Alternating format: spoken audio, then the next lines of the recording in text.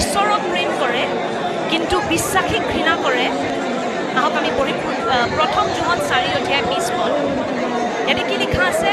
কোনোৱে যদি কয় মই ঈশ্বৰক প্ৰেম কৰোঁ কিন্তু তেওঁ যদি নিজ ভাইক ঘৃণা কৰে, মানে বেলেগ বিশ্বাসীক ঘৃণা কৰে, তেনেহ'লে তেওঁ মিছলীয়া।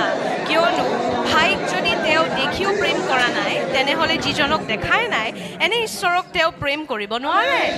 মানে যোনটো বস্তুক আপুনি দেখি আছে সেইটোক যদি প্ৰেম কৰিব নোৱাৰে, নেদেখাটোক আপুনি প্ৰেম কৰি আছে বুলি ক'ব নোৱাৰে। আমেন।